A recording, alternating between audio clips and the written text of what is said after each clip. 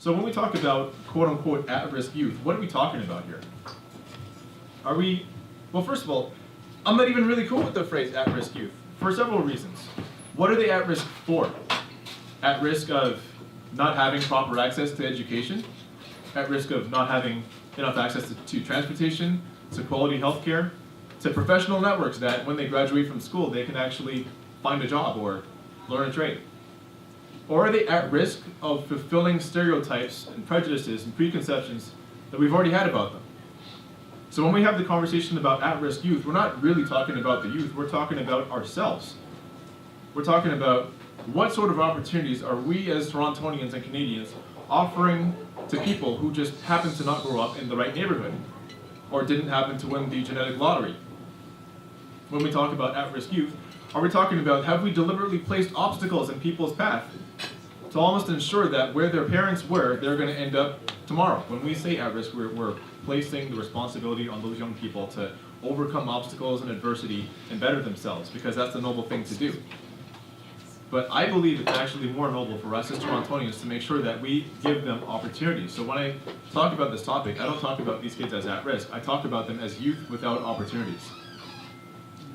And those opportunities were removed by us.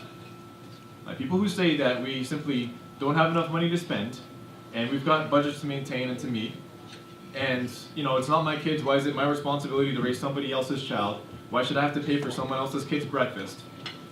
And these inwardly focused mentalities that we have that distract from the point that the best neighborhoods and the best cities are the ones that invest in their young people. Anytime that you put a library up in a community, the crime rate almost instantly goes down. The educational level of those kids almost instantly rises.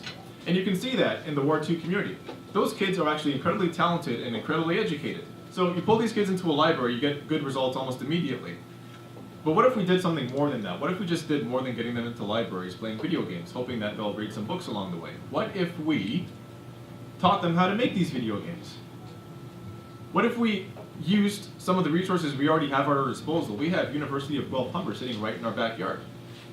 We have massive game developers like Ubisoft, headquartered right here in Toronto. The managing director of who actually is a woman. What if we had organizations like DevTO putting together programs for young people to learn how to code and how to make games?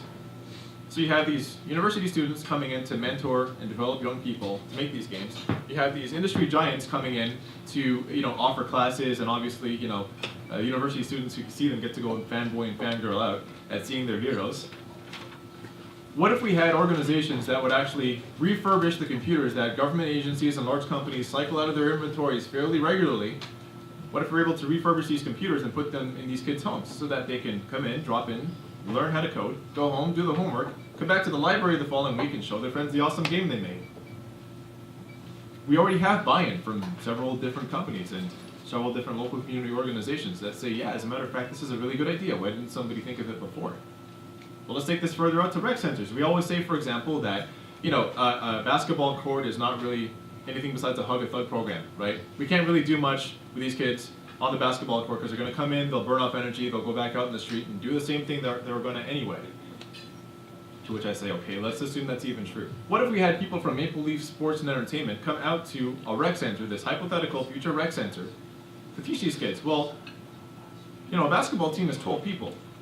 And it's a really, really small amount of, it's a very, very vanishingly small percentage of people in the world that'll ever play on a professional basketball team. But behind those 12 people is a massive juggernaut. There's an industry behind them. Maple Leaf Sports and Entertainment is huge.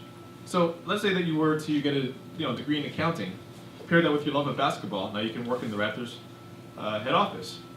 Why not become a physiotherapist? Why not become a talent scout? Let's say that you like rap music.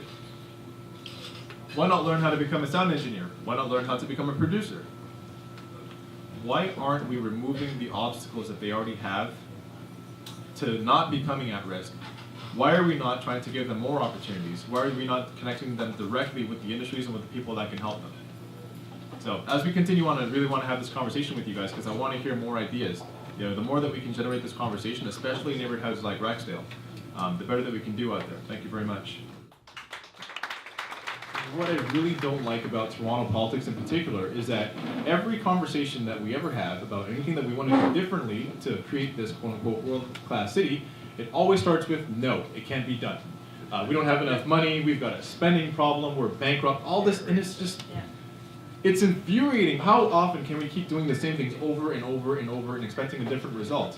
Let's start with the conversation. I mean, for example, the U of T report was just released saying that no, Toronto does not have a spending problem, it's got a revenue problem. We simply are not willing to raise new sources of revenue because we believe that we've been quote unquote taxed enough already.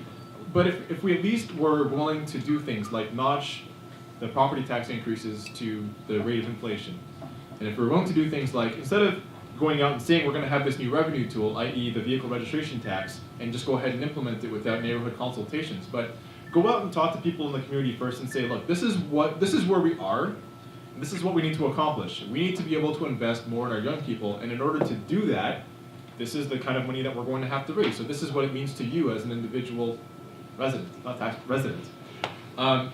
I think that we've failed to have those conversations with residents first, but in the absence of those conversations, we're simply not willing to entertain any conversation at all. And I think that definitely needs to change. Ward 2 is no longer a priority neighborhood, per se, but 25% of the ward is at the poverty line or below, which is higher than the Toronto average, and fully a third of the ward is under the age of 25. So we have a lot of poor young people walking around. And you could literally walk from one end of Rexdale Road to the other and encounter only one grocery store. You won't encounter any rec facilities, no fitness centers, nothing. I call it pretty much a health desert. So how do we win people over? Well, when I've talked to people in the neighborhood, I mean, there's a pretty wide divergence as far as income and wealth. So when you talk to people in one neighborhood about having a innovation hub and youth center and all that stuff, they pick up on it because they say, well, I would want my children to have more opportunities and I don't want them hanging out on the corner. And on the other hand, when you talk to people who are in the more affluent neighborhoods and you say, well, we want to put together a youth hub, innovation center, all that stuff, and they say, well, that's great because the more kids that are getting educated in these programs, the less they're hanging out in our parks after hours doing shady stuff, and they're less likely to try to break into my home. So it's a matter of investment. You have to be able to speak both languages. The language of, we're going to give you more opportunities, and also the language of, it's going to cost you less as a taxpayer, but it costs us less as a city to invest in our young people and to make sure that they have the proper opportunities. Socially and financially costs us less than if we simply let things stay the way they are and let them go down the path they're already down. Thank you.